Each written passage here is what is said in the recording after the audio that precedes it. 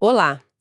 Hoje a gente vai fazer uma análise profunda de uma das ferramentas mais famosas da ciência. Talvez a mais famosa, a tabela periódica. Com certeza. A gente se acostuma a ver aquele pôster na parede da sala de aula e, sei lá, pensar nele como uma grande cola para a prova de química.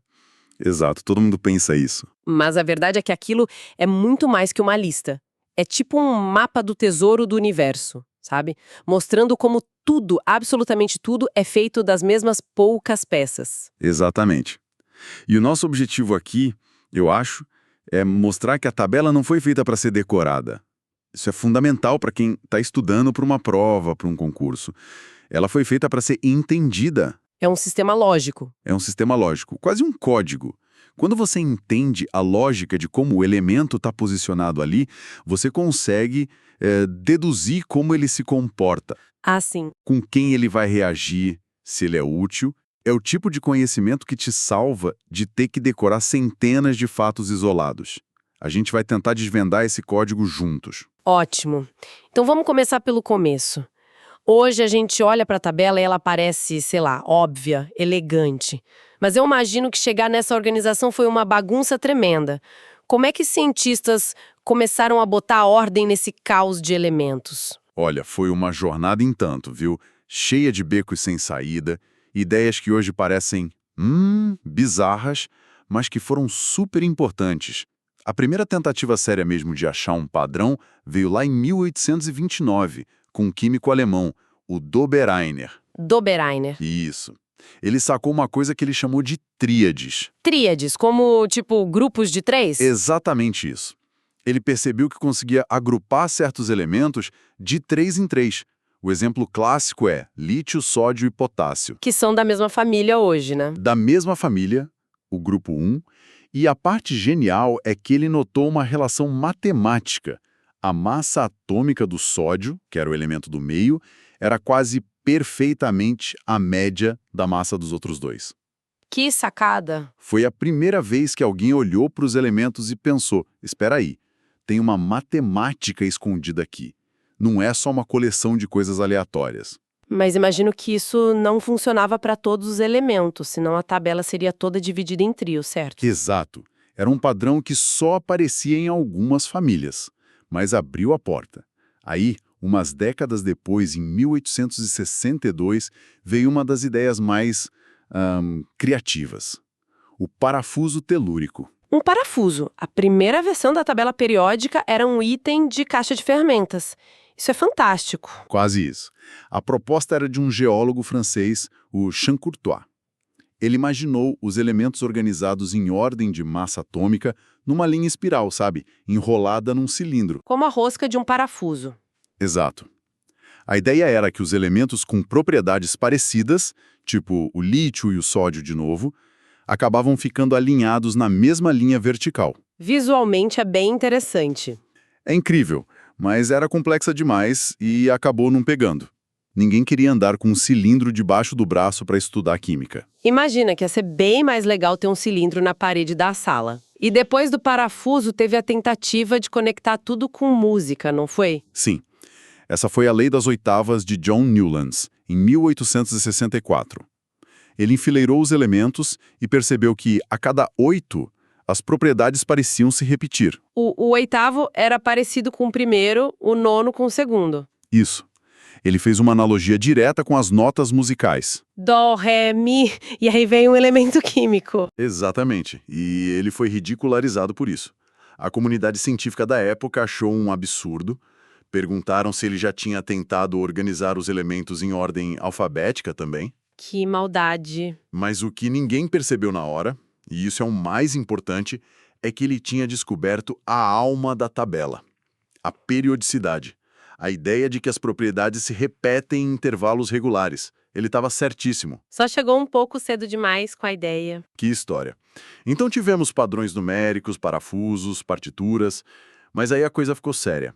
Quem foram os caras que pegaram essas ideias e finalmente montaram o quebra-cabeça? Aí a gente chega nos 2 arquitetos principais. O primeiro e mais famoso é o russo Dmitri Mendeleev, em 1869. Ele é tipo o Pelé da tabela periódica. O grande nome. O grande nome. A genialidade dele foi organizar os 63 elementos conhecidos na época por massa atômica, mas com uma regra de ouro. As propriedades químicas semelhantes tinham prioridade. Ah, então a prioridade não era o peso, era o comportamento? Exatamente. Se a ordem da massa mandava colocar um elemento numa coluna onde ele claramente não se encaixava, Mendeleev quebrava a ordem da massa. Ele confiava mais no comportamento do elemento. E foi essa teimosia que levou os famosos espaços vazios na tabela dele, né? Exatamente. E aqui está o pulo do gato que transforma a história.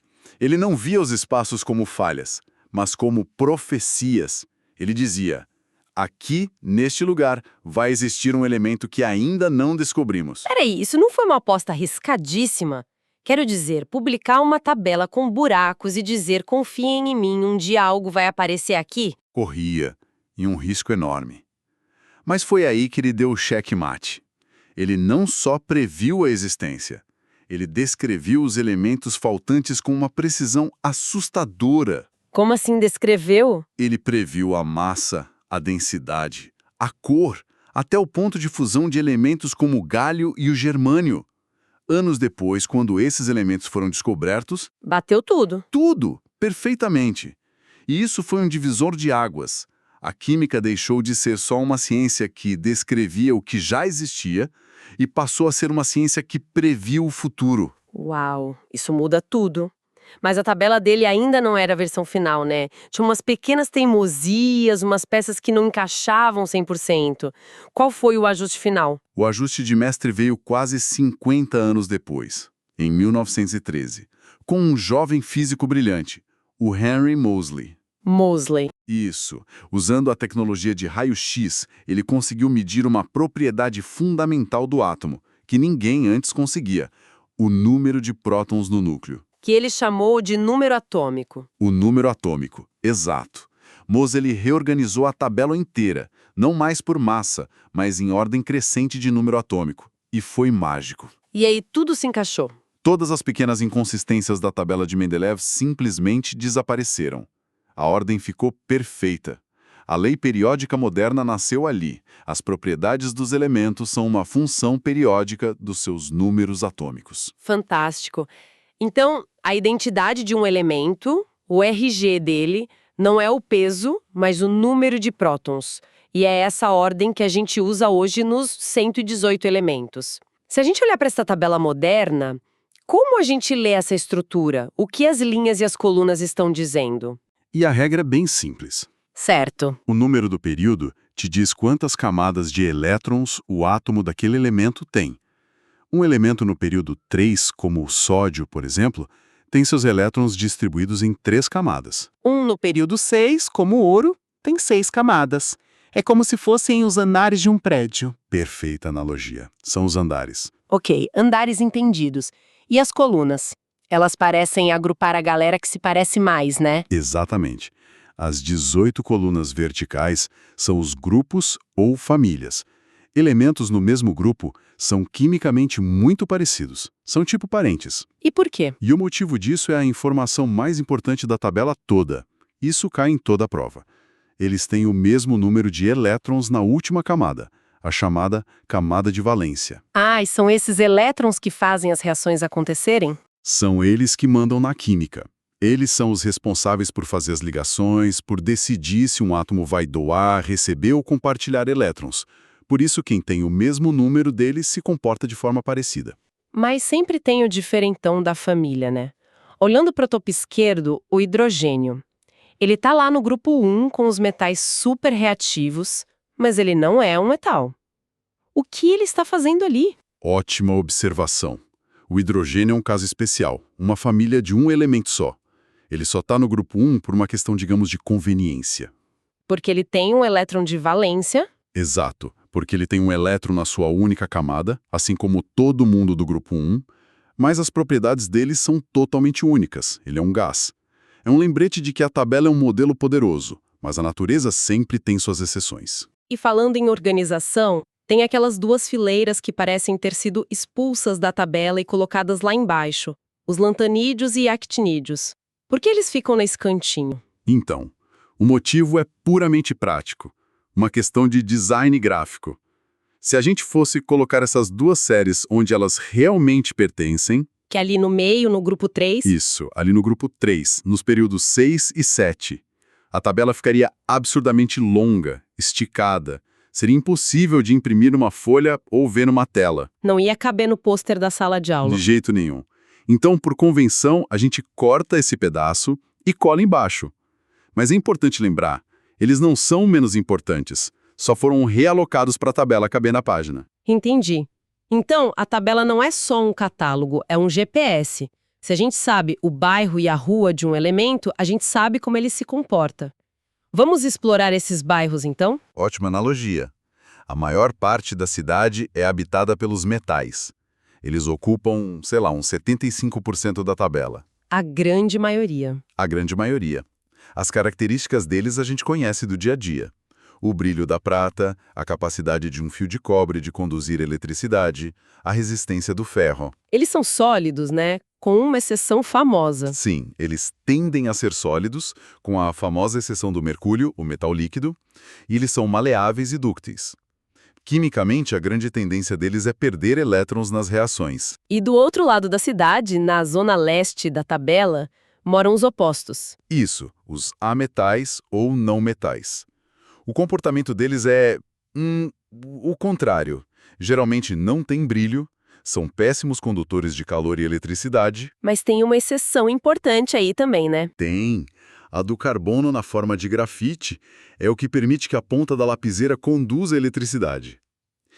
E eles aparecem em todos os estados físicos. Gases, como o oxigênio, líquido, como o bromo, sólidos, como o enxofre. E a tendência química deles é o oposto dos metais. Eles adoram ganhar elétrons. E no extremo direito tem um bairro que parece não interagir com ninguém. O condomínio fechado da tabela. Perfeito. São os gases nobres, o grupo 18. São os aristocratas da tabela. A razão da nobreza deles é que eles já atingiram a perfeição química, sabe? A camada de valência deles está completa. A famosa regra do octeto. Exato. Por causa dessa estabilidade máxima, eles não têm o menor interesse em reagir. São usados em coisas que precisam dessa inércia, como dentro de lâmpadas ou para encher balões dirigíveis, como o hélio. Certo. A gente também ouve falar muito em elementos representativos e de transição.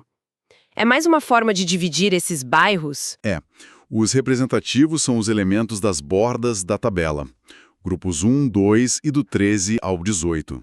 As propriedades deles são super previsíveis, seguem as regras direitinho. É aqui que estão as famílias com nomes famosos que sempre caem em provas. Metais alcalinos, halogênios. Isso, metais alcalinos, alcalino-terrosos, halogênios e os gases nobres. Já os elementos de transição são todo aquele bloco central, do grupo 3 ao 12. São todos metais, com propriedades que variam de forma um pouco mais sutil. Certo. E no meio dessa cidade toda, tem os elementos que não são encontrados na natureza. Como eles se encaixam? Essa é uma distinção importante, principalmente para concursos. O ponto de referência é o urânio, número atômico 92. O elemento natural mais pesado. Exato, o mais pesado que existe em quantidade significativa. Tudo que vem antes dele, com um número atômico menor que 92, a gente chama de cisurânio. A grande maioria natural. Existem 4 elementos cisurânicos, ou seja, com menos de 92 prótons, que são artificiais. É bom anotar. Tecnécio, o 43, promécio, 61, astato, 85 e frâncio, 87. E por que eles são artificiais se estão antes do urânio? O núcleo deles é tão instável que, mesmo que tenham existido na formação da Terra, eles já decaíram e desapareceram. A gente só consegue produzi-los em laboratório hoje em dia. Entendi. E o que vem depois do urânio? Tudo que tem número atômico maior que 92 é chamado de transurânico. E aqui não tem exceção. Todos eles, do netúnio, 93, até o oganessônio, 118, são artificiais. Criados em laboratório. São criados em aceleradores de partículas, são extremamente instáveis. Alguns existem por meros milissegundos. Que loucura. Ok, a organização da cidade faz todo sentido agora. Mas você disse que o poder da tabela é prever o comportamento. É aqui que entram as tais propriedades periódicas? Exato. É aqui que a gente usa o endereço de um elemento para prever suas características. E a chave para entender quase todas as tendências é uma única propriedade: o tamanho do átomo. O raio atômico. O tamanho do átomo. Isso. Vamos imaginar o átomo como um pequeno clube, onde o núcleo é o centro e os elétrons são os membros. O raio é o tamanho desse clube. Certo. Como o tamanho dele varia na tabela? Duas regras simples. Primeiro, descendo numa coluna, o clube aumenta.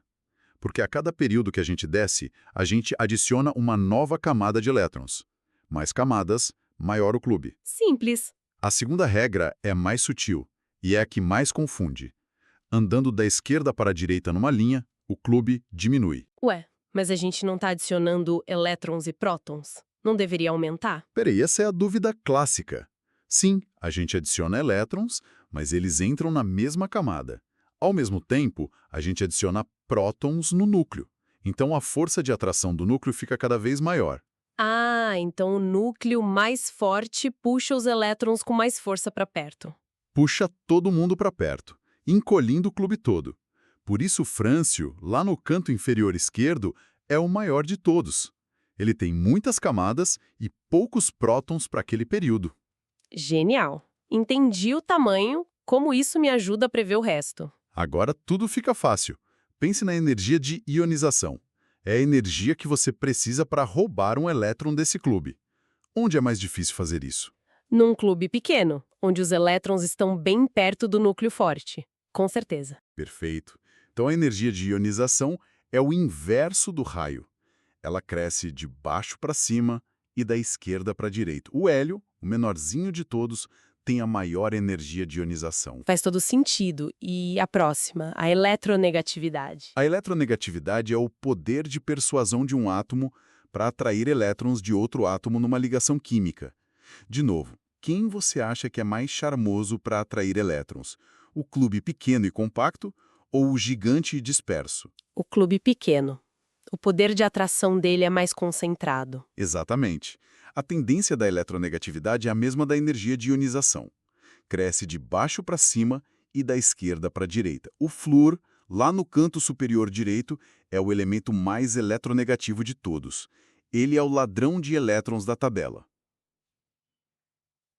E a última, a afinidade eletrônica, parece parecida. É bem parecida, mas a definição é um pouco diferente, e é bom ter atenção a isso. A afinidade eletrônica é a energia que é liberada quando um átomo neutro recebe um elétron. Ah, é a energia que sai e não a que entra. Isso.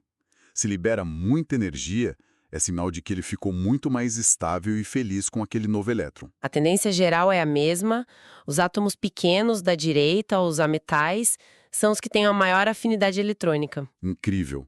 Então, sabendo só o raio, a gente consegue deduzir todo o resto.